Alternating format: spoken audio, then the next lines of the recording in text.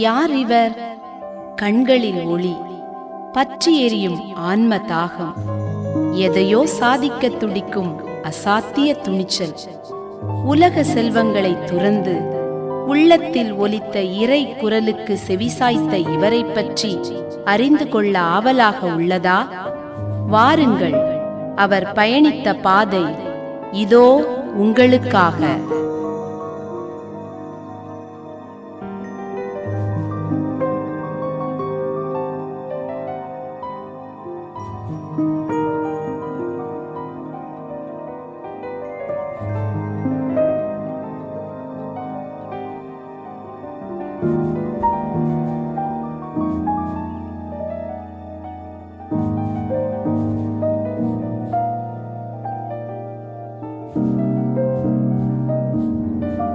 தாய் வயிற்றில் உன்னை நான் உருவாக்கும் முன்பே அறிந்திருந்தேன்.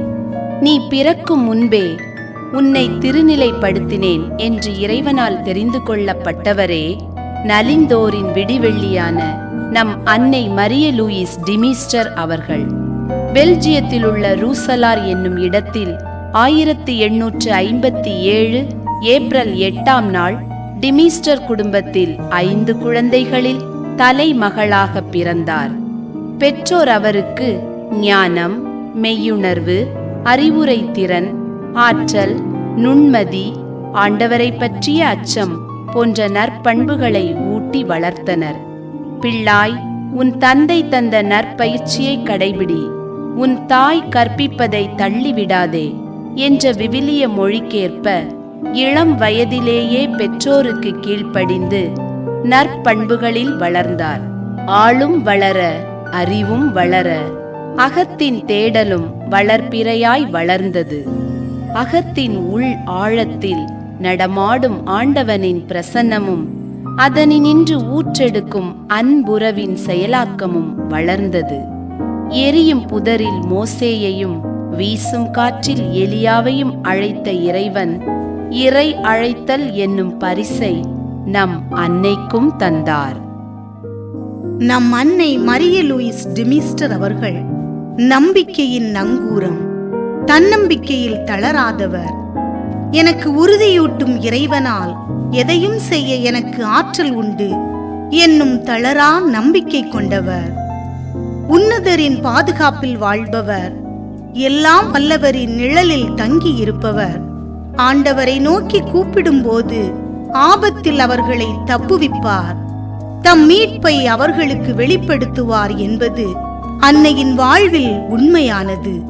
உலகெங்கும் சென்று படைப்பிற்கெல்லாம் நற்செய்தியை அறிவியுங்கள் என்ற இறை சித்தத்திற்கு இசைவு தந்து நவ கன்னியர் உர்சுல் அவர்களுடன் இணைந்து தாய் நாட்டிலிருந்து கடல் பயணமாக இந்தியா நோக்கி கிளம்பிய அன்னை மூவொரு இறைவனின் துணையுடன் லாவோஸ் என்னும் சிறிய படகில் மத்திய தரைக்கடல், செங்கடல், இந்திய பெருங்கடல் ஆகிய முக்கடல்கள் வழியாக இலங்கை நோக்கி பயணித்துக் கொண்டிருக்கும் போது கடல் சீற்றத்தால் படகு நிலை தடுமாறிய நேரத்தில் ஐயோ மடிய போகிறோமே என்று அன்னை உர்சுல் அவநம்பிக்கையோடு ஓலமிட்ட போது, காற்றையும் கடலையும் அடக்கிய இறைமகன் நம்மோடு இருக்கும்போது உனக்கு என்ன பயம்?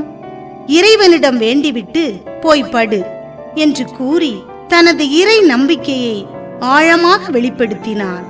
பல இடர்பாடுகளுக்கு பின் 1897ஆம் ஆண்டு நவம்பர் 7ஆம் நாள் அன்னையும் நவகன்னியர் உர்சுலும் முழகு மூடை வந்தடைந்தார்கள்.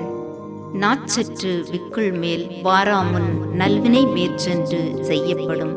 வாழ்க்கையின் நிலையாமையை உணர்ந்து நம் உயிர் இருக்கும் போதே உயர்ந்த நற்பணிகளை ஆற்றிட முனைய வேண்டும் என்பதனை இவ்வுலக மக்களுக்கு உணர்த்தி சென்றவர் நம் அன்னை மரிய லூயிஸ் டிமீஸ்டர். வழி இழந்து வலுவிழந்து தெருவோரம் விடப்பட்ட ஏழைகள், அனாதைகள், பெண்கள், முதியோருக்கு துயர் துடைக்கும் கரமாக இருந்து அவர்கள் அக ஒளி புற ஒளி பெற்று வாழ தூண்டுகோலாக இருந்தவர்கள் நம் அன்னை. இந்த ஏழை கூவி அழைத்தான், ஆண்டவர் குரலுக்கு செவி சாய்த்தார் என்னும் விவிலிய வார்த்தைகளுக்கு இசைந்து ஆண்டவரின் பதிலாளாய் இறை அழைத்தலில் தன்னை சித்திரமாய் பதித்துக் கொண்ட அன்னை மரிய லூயிஸ் டீமிஸ்டர் அவர்கள் 1857 ஏப்ரல் 8ஆம் நாள் பெல்ஜியம் நாட்டில் உள்ள ரூசலார் என்னும் இடத்தில் பிறந்தார். ஆசிரியராக பணிபுரிந்த இவர் அகஸ்டீசியன் சபையில் சேர்ந்து துறவற வாழ்வை மேற்கொண்டார். அக்காலகட்டத்தில் இந்தியாவின் தென் பகுதியான திருவாங்கூரில் முளகுமூடு என்னும் ஊரில் மிகுதியான ஆதரவற்றவர்கள் அருள் தந்தையர்களால் பராமரிக்கப்பட்டு வந்தனர். ஆதரவற்ற குழந்தைகளில் பெண் குழந்தைகளை பராமரிப்பதற்காக தந்தை விக்டர் அவர்களின் அழைப்பை ஏற்று அவ்வில்லத்திற்கு நம் அன்னை மற்றும் அவருடன் நவக்கன்னியான ஊர்சலா என்பவரும் வருகை புரிந்தனர். கடினமான கடல்வழி பயணத்தின் போது உணவின்றி தூக்கமின்றி சோர்வுற்று பல இன்னல்களுக்கு இடையே தங்களது பயணத்தை மேற்கொண்டனர் அன்னையர்கள். அழைப்பின் உத்வேகம், பணியின் தாகம் இவற்றை கையில் ஏந்தி வந்தவர்களை அன்புடன் வரவேற்க காத்திருந்தனர் அருட்தந்தையர்கள் டொனால்டில், இசித்தோர், யூஜின். அன்னையவர்கள் வரும் வழியில் சிறு குழந்தைகள் முதல் பெரியவர்கள் வரை உடல் வலுவிழந்து ஒட்டிய வயிறுடனும் கிழிந்த உடையுடனும் இருக்க இடமின்றி வறுமையையே ஆடையாக அணிந்து கொண்டது போன்ற தோற்றம் ஒவ்வொரு முகங்களிலும். அன்றே அன்னை யோசித்து விட்டார், இவர்கள் வாழ்வு ஒளிர ஏதாவது செய்ய வேண்டுமென்று. அங்கு வந்த பிறகுதான் அருட்தந்தை விக்டர் அவர்கள் இவ்வுலக வாழ்வை விட்டு பிரிந்து சென்ற செய்தியை அறிந்து ஆழ்ந்த துயரம் அடைந்தனர். பின்பு அங்கிருந்த சிறார்கள் ஆடலுடனும் பாடலுடனும் இசை கருவிகள் இசைத்து அன்புடன் வரவேற்று பெரியம்மா என்று அழைத்தனர். பின்பு ஆதரவற்றோர் இல்ல திறவுகோலை பெற்று கொண்டார் நம் அன்னை. இவ்வாறாக அன்னை மரிய லூயிஸ் அவர்களின் பணியானது இம்மண்ணில் இனிதே தொடங்கியது. கடவுளை மனிதரில் நேசிக்க வேண்டும் என்ற உறுதியான நம்பிக்கை உடையவர் அன்னை மரிய லூயிஸ் டிமிஸ்டர் அவர்கள். நமது வீடுகள் நாசரேத்தோர் வீடுகள் போல் இருக்க வேண்டும் என்று அன்னை அடிக்கடி கூறுவார். சின்னஞ்சிறு சகோதரர்களுக்கு இவற்றை செய்த போதெல்லாம் எனக்கே செய்தீர்கள் என்ற இறைமகனின் வாக்கிற்கேற்ப இந்திய மண்ணில் வறுமையால் வாடிய சிறுவர்களின் வாழ்வில் ஒளியேற்ற, அவர்களின் பொருளாதார நிலையை உயர்த்த, போதுமான உதவி பெறுவதற்காக பெல்ஜியத்திற்கு அடிக்கடி சென்ற அன்னை முளகுமூட்டில் உள்ள ஏழை சிறுவன் சூசை மரியானையும் ஒருமுறை பெல்ஜியம் அழைத்துச் சென்று கொடுங்கள் உங்களுக்கு கொடுக்கப்படும் என்ற விவிலிய வாக்கிற்கேற்ப உதவும் உள்ளம் கொண்ட செல்வ சீமான்களிடம் பொருளுதவி பெற்று இந்தியாவில் உள்ள ஏழை குழந்தைகளின் வாழ்வை மலரச் செய்தார். இறையன்பு பிறரன்பு பணியில்தான் மிளிரும் என்பதை உலகிற்கு உணர்த்தினார். அன்னையின் பிறரன்பு பணிக்கு சாட்சியாக சூசை மரியானின் வழித்தோன்றல்கள் இன்றும் முளகுமூட்டில் வாழ்ந்து வருகின்றன. ஞானமுள்ள பெண்கள் தம் இல்லத்தை கட்டி எழுப்புவார்கள். கடும் உழைப்பு எப்போதும் பயன் தரும். பெண்கள்தான் ஒரு குடும்பத்தின் தீபம். இவ்வார்த்தையை மனதில் ஏற்று பெண்களை முன்னேற்ற பாதையில் கொண்டு வர வேண்டும் என்னும் முனைப்புடன் லேஸ் ஒர்க்கை பெண்களுக்கு கற்றுக் கொடுத்தார். அவர்கள் ஈட்டும் வருவாயில் ஒரு பகுதியை அடுத்த பெண்களுக்கும் வழங்கி உதவிக்கரம் நீட்டினார். மட்டுமன்றி அதற்கு தேவையான உபகரணங்களை கொடுத்து தொழிலையும் கற்றுக் கொடுக்க உதவினார்கள். நலவாழ்விற்கு வித்தாய் நலிவுற்றோரை தாங்கும் தூணாய் அமைவது செல்வம். அழியாத செல்வத்தை அடைந்திட ஆற்றுப்படுத்துவது கல்வி. உற்றுளி உதவியும் உருபொருள் கொடுத்தும் கற்றல் நன்று என்பதற்கேற்ப காலையில் படிப்பு, மாலையில் லேஸ் ஒர்க் என்று பகுத்து கல்வி இல்லாத இருண்ட வீடு ஒளி வெள்ளத்தில் உழைவிட பெண்கள் தன்மானத்தோடு தலை நிமிர்ந்து வாழ வழிவகுத்தார்கள். மட்டுமன்றி கன்னியாகுமரி பகுதி மக்களுக்கு மால்முடி என்னும் மீன்வலை பின்னும் பயிற்சி அளித்து அப்பகுதி பெண்கள் வாழ்வாதாரம் உயர வழிவகை செய்தார்கள். கன்னியாகுமரி மாவட்டம் மரவள்ளி கிழங்கு அல்லது கப்பக்கிழங்கு எனப்படும் கிழங்கு அதிகமாக விளைவிக்கக்கூடிய இடம். அன்னை டீமிஸ்டர் அவர்கள் அங்கு சென்றபோது அந்த இல்லத்து குழந்தைகள் வயிற்று பசியாற்றுவதற்காக இக்கிழங்கினை அவித்து உண்ணுவதைக் கண்ட அன்னை அவர்கள், நெல் போதுமான அளவு இல்லையே, அதனை வாங்குவதற்கான ஏற்ற வழிவகை செய்ய வேண்டும் என்று நினைத்தார். அவ்வாறு இருக்கையில் ஆதரவற்ற குழந்தைகள் 17 பேர் திடீரென இல்லத்திற்கு வருகை தந்தனர். இதனைக் கண்ட நவகன்னியான உர்சுல், இங்குள்ள குழந்தைகளுக்கே உணவு பற்றாக்குறையாக இருக்கிறதே என்று கூற, பெரியம்மா அவர்கள் எல்லாம் இறைவன் பார்த்துக் கொள்வார் என்று அவர்களை அன்புடன் ஏற்றுக்கொண்டார். உழைப்பினையுடையோர் இகழ்ச்சியடையார். மெய்வருந்த உழைக்கின்றவர் எதிர்வரும் தடைகளை உடைத்தெறிந்து வெற்றியினை பெற்றிட இயலும். தளர்ச்சியற்ற உழைப்புடையவரிடம் செல்வம் உறைவின்றி நிறையும் என்னும் உயர்ந்த சிந்தனையும் உள்ளுவதெல்லாம் உயர்வாக உள்ளல் என்றார் வள்ளுவர். ஒவ்வொருவரும் தம் தேவைகளை ஈடு செய்திட யாசித்து பெறலாம் என எண்ணாது கடுமையாக உழைத்து பணம் திரட்ட முயல்வதே நல்லது என்றுணர்ந்த அன்னை பெண்களுக்கு குச்சி தையல் பயிற்சி அளித்து இச்சமூகத்தில் தலை நிமிர்ந்து வாழவும் அவர்கள் தேவைகளை பூர்த்தி செய்யவும் வழிகாட்டினார்கள்.